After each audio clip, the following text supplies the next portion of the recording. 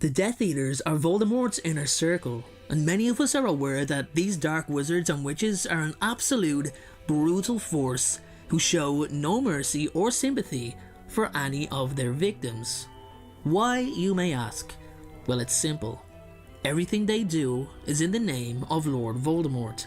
They are completely devoted to him, a lifetime of service, hence the Death Eater tattoo. However, what many of us Harry Potter fans fail to remember is the fact that Voldemort was over 71 years of age when he died at the Battle of Hogwarts in 1998.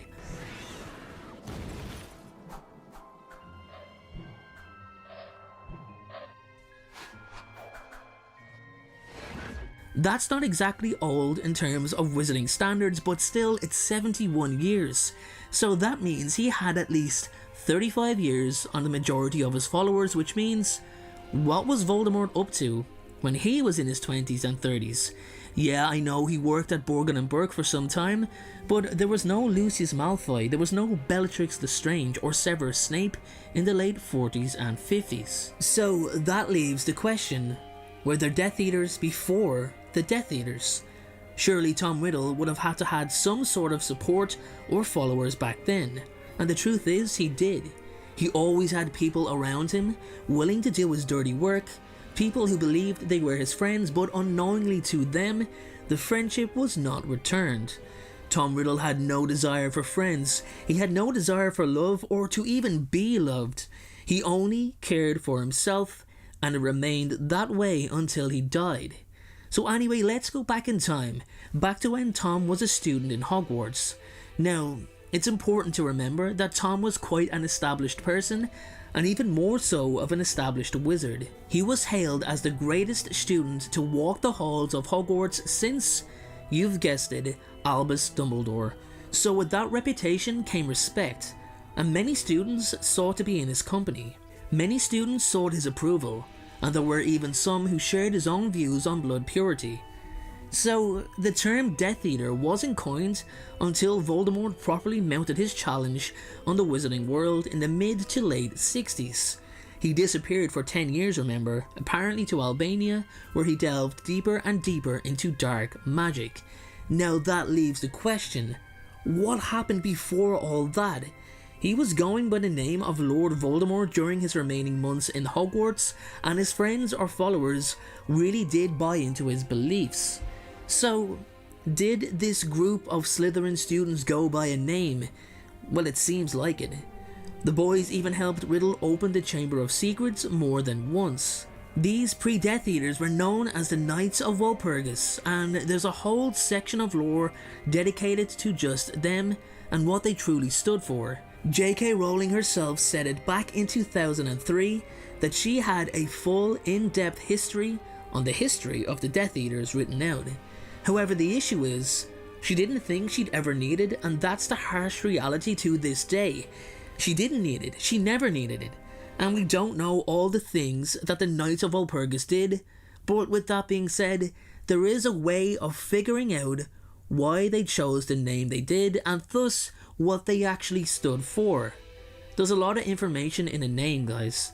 So, the theory goes that when Salazar Slytherin left Hogwarts, he didn't exactly leave alone. It wasn't a case of everyone against Slytherin, let's forget him and move on.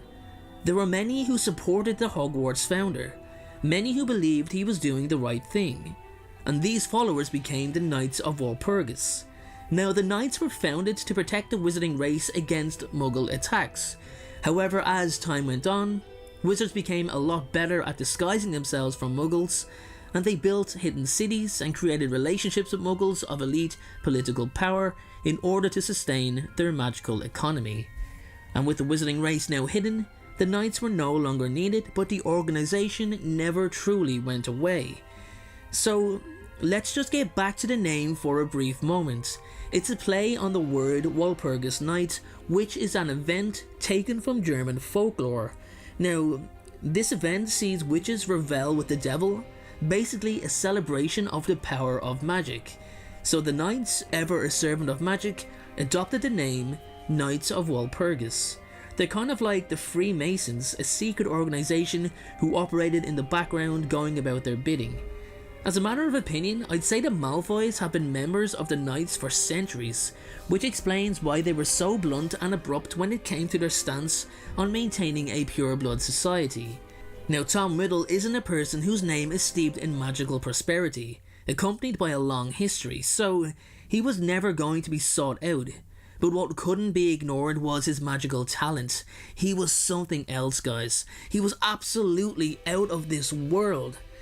Now, with that being said, it's my belief and opinion that Tom, being the rightful heir to Salazar Slytherin and being aware of him being the first leader of the Knights of Walpurgis, wanted to honour the wizarding community by continuing on the tradition with his own group of friends and continuing on the noble work of the Hogwarts founder, Salazar Slytherin, the man who inspired the creation of the Knights in the first place. So why did they just reappear after Tom left? Why did he re-establish the Knights on his emergence? Because he didn't want to embrace another man's stable. No matter how much he admired Salazar Slytherin, Tom Riddle wanted his own servants, he wanted his own faction. He wanted a lifetime of servitude from his supporters. And that's it, guys. The story of the Knights of Walpurgis, the very first Death Eaters before the Death Eaters. Anyway, what you all think, let me know in the comment section below. Thanks again for watching, and I will see you all in the very next video. Thank you so much for watching. I truly appreciate your support. Everyone, notifications of uploads are more important than ever. So please, if you haven't already, turn those notifications on to make sure you're notified the moment my video goes live. Making videos is what I love to do. It's my dream and my passion. However, it does cost time and money to produce this content. So if you have $1 to spare to support me on Patreon in exchange for some exclusive unseen content, then you can click the Patreon link below or at the end of this video. Please only support me if you can afford it. And make sure to follow me on Instagram at InstaDeanJ and on Twitter at PotterFolklore. Check out my other videos appearing on screen, and please make sure, most importantly, to hit that subscribe button. Thanks again everyone, and please have a great day.